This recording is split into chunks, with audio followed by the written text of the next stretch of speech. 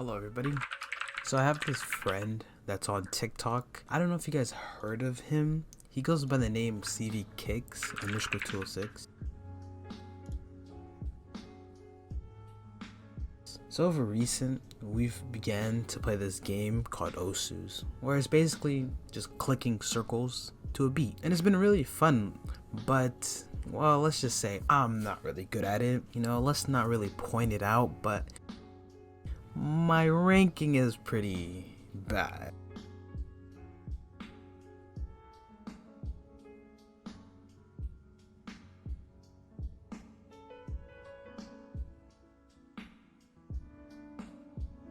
To say the least, he has a better score, like way better score than me. So then he asked me to make him a Nosu pad. For those who don't know, a Nosu pad is just 2 buttons, which I do not know how to make. So I have done some research. A lot of research. And then I realized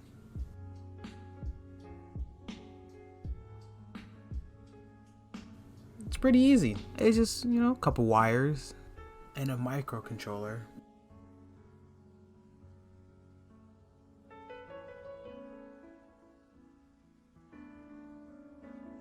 The Arduino, they're kind of expensive, not gonna lie. So I kind of went for the most cheapest option, which was pretty good price. Yeah. So with this right here is the microcontroller, an Arduino Mini. This is what controls the whole system.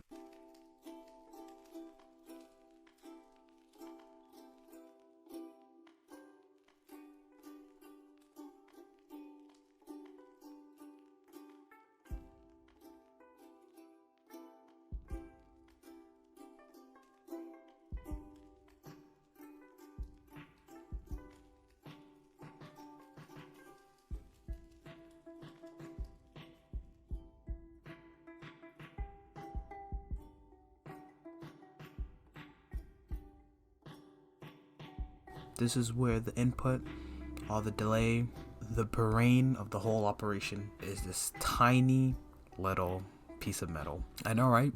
I was just as surprised as you.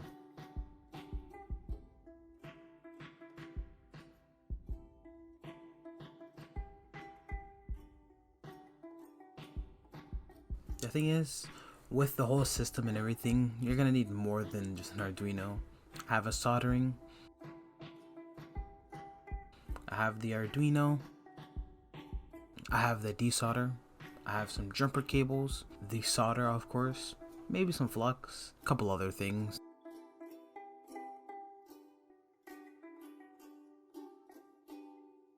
I also 3D printed a case for it, just so I can save a couple bucks on the case. I used some old keycaps.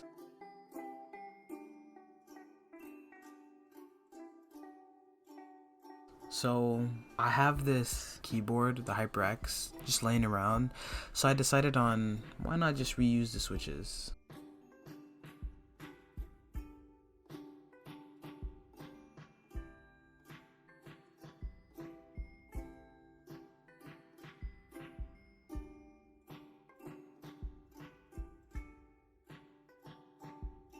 There's a problem.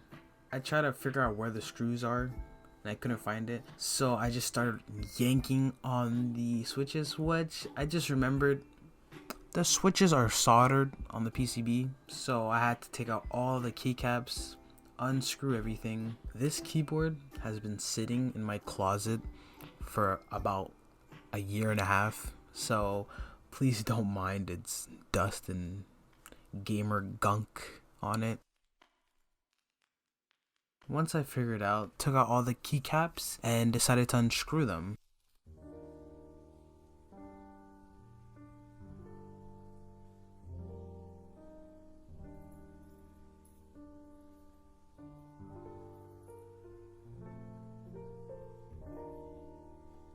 I put a metal piece of magnet on my screw just so I can have easier access and be able to pull these tiny screws out. This took quite a while.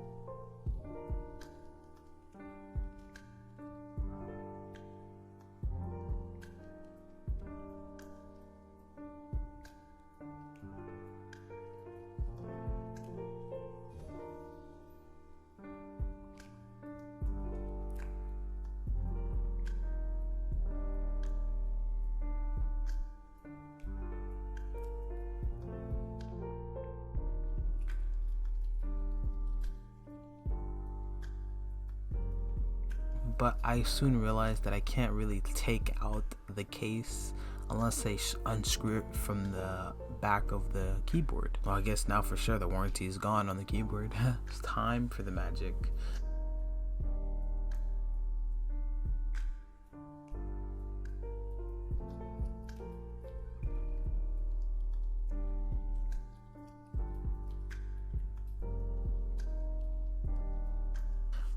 The creme de la creme, the time to unsolder. This is the first time I am unsoldering, so please bear with me. There was a lot of mistakes, and when I say a lot, I burnt my finger. I decided to clean the board first before unsoldering, just in case. This right here is the tube in which sucks up this melted solder. I got this whole soldering kit for about $20 on Amazon. So first, what you want to do is put the soldering iron on the legs of the switch just so it can melt the solder around it. Once it's melted, then just quickly release the tool so that the solder can be sucked up really fast, so that there's no solder in it. It would be easily to take out. My main problem was the LEDs on the HyperX keyboard, since they were soldered too, and with such a small area of solder, it was really hard to take it out.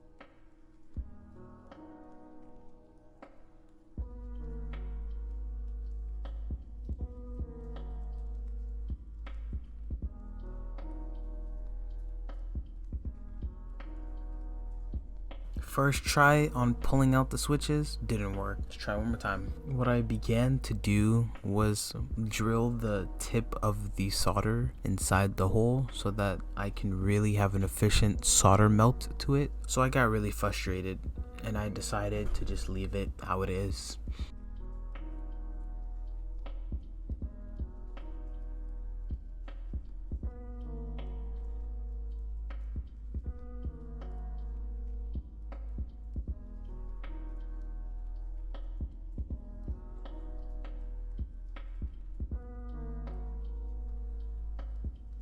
And now we can enter the amazing world of looping. Let's keep it between me and you. This is my favorite part.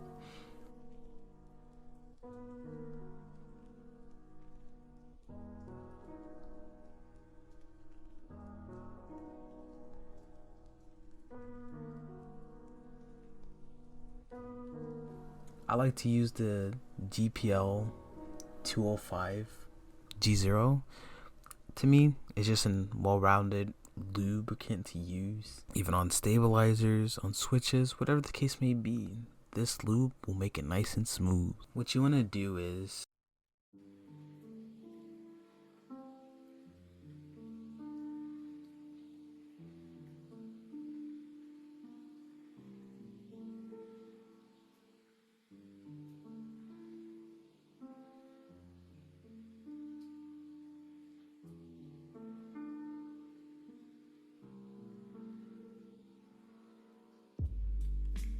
with the bottom housing, you would put a little bit of lube on the left side and right side. You don't want to have a lot of lube where you can see white marks on it, just so you can have that nice even coat. Do a couple of strokes.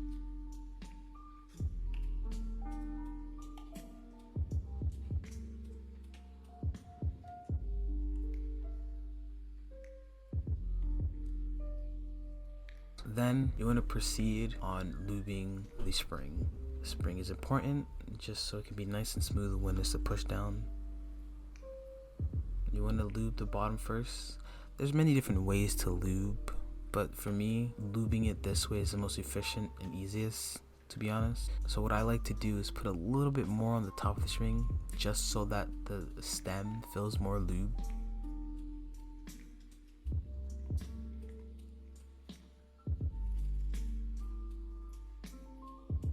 Lastly, when you lube the stem, I like to put a little dabble between all sides of it, then do a nice even coat between all sides and even get the legs, because I'm not gonna lie to you, I don't really like tactile too much.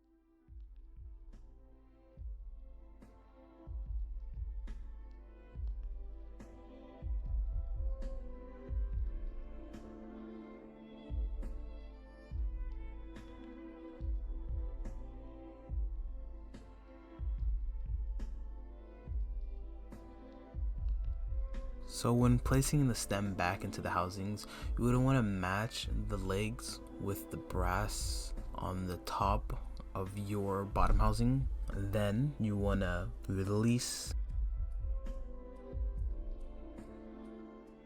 and put on the top housing where the smooth part is on the top of the brass too.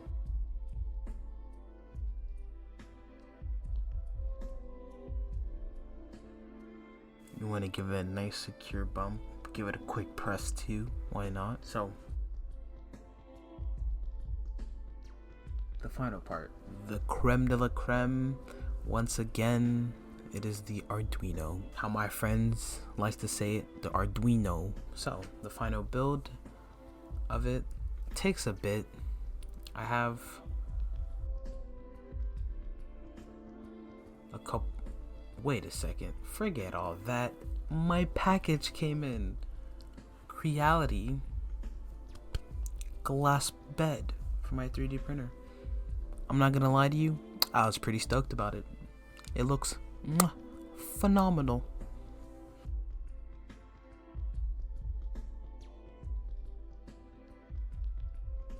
So going back, this is the grid work, the diagram of how I'm gonna build it. So we're just gonna do a quick little montage of me making.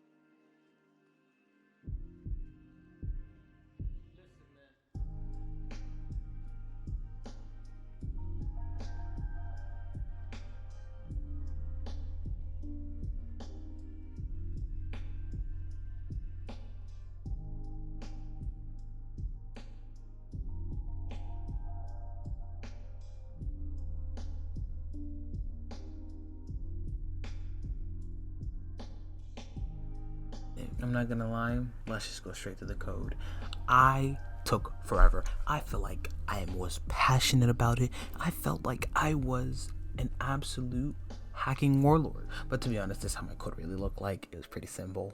I had some keyboard presses. I indicated what the buttons are, where the LED is gonna be. Also, don't forget to include the keyboard H. And then finally just gave some presses, some delays, so when I click Z and X, certain actions will happen, and